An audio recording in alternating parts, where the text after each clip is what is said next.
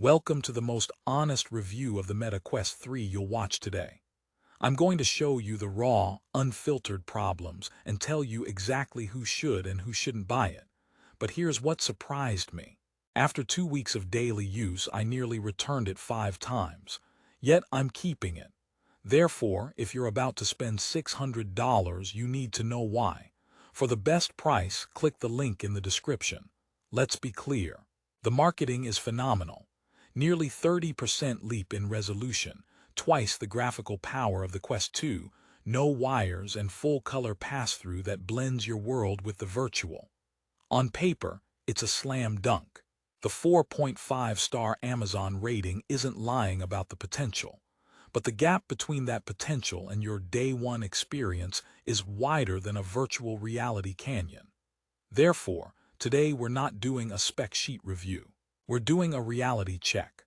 First, the good news, because we need some positivity. The visual upgrade is legitimately stunning.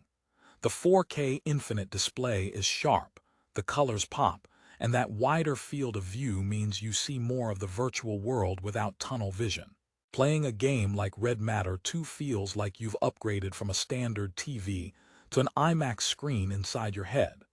The Snapdragon XR2 Gen 2 processor delivers. Games load fast, and the graphical fidelity is a generational leap over the Quest 2. That promise kept. And the mixed reality. The dual RGB color cameras making your real world appear in full color through the headset is magic the first time you see it. Putting a virtual YouTube screen on your actual wall while still seeing your coffee cup is sci-fi made real. It's the headset's party trick, and it's a good one. But here's the first major problem. That battery life. Meta promises over 2 hours. In my testing, with mixed reality apps or graphically intense games, you're looking at 1 hour and 45 minutes max. It's like a smartphone from 2010. You'll be mid-boss fight and get the low-power warning. Therefore, the included charging cable becomes your most important accessory, which is ironic for a wireless device.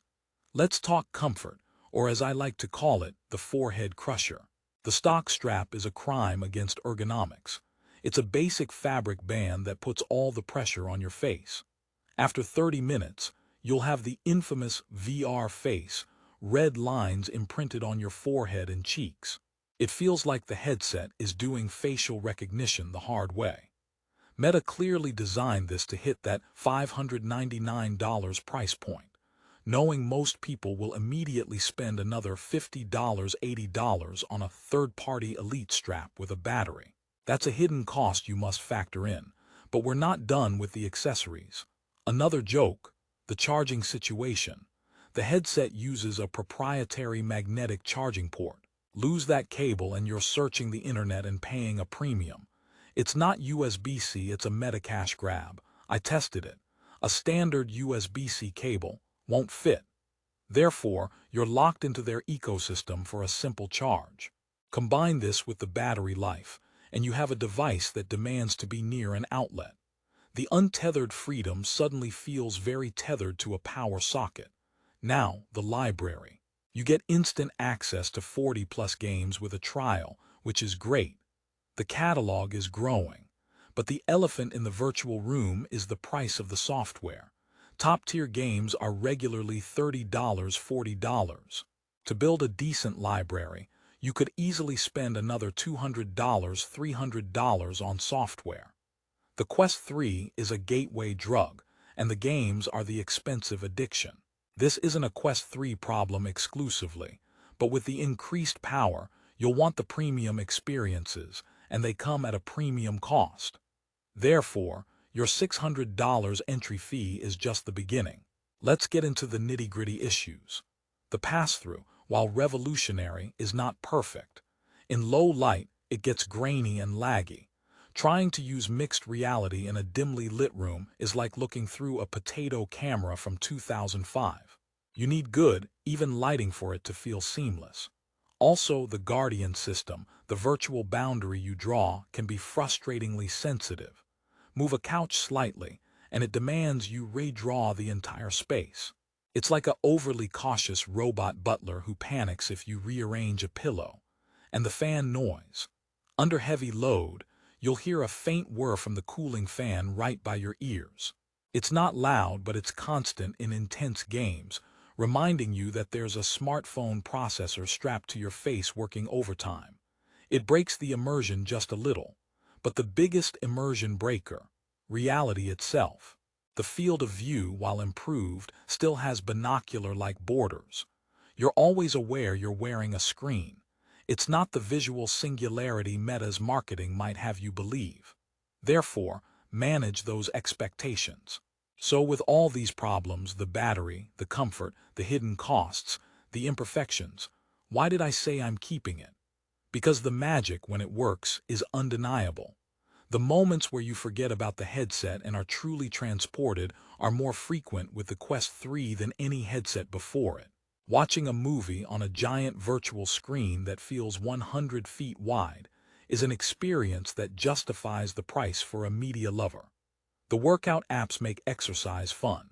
The social VR platforms feel like the early, weird days of the internet all over again. Here's my final verdict, delivered with a positive note.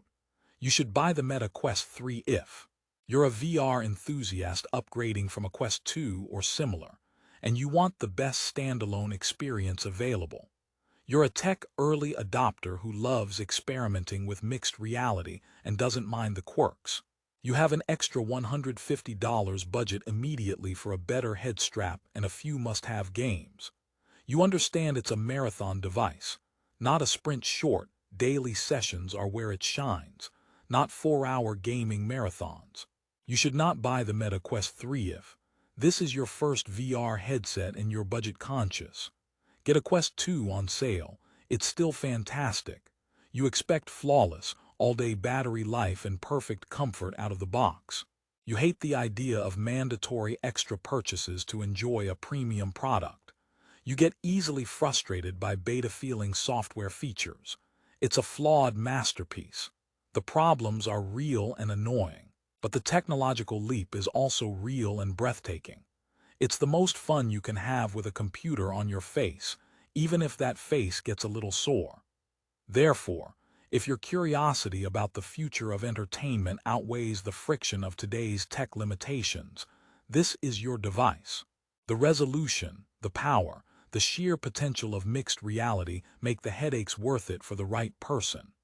That 4.5-star rating is for the experience it enables, not the flawless execution.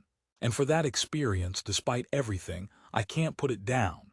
To grab the Meta Quest 3 at the best available price and see current deals, click the link in the description below. Thanks for watching.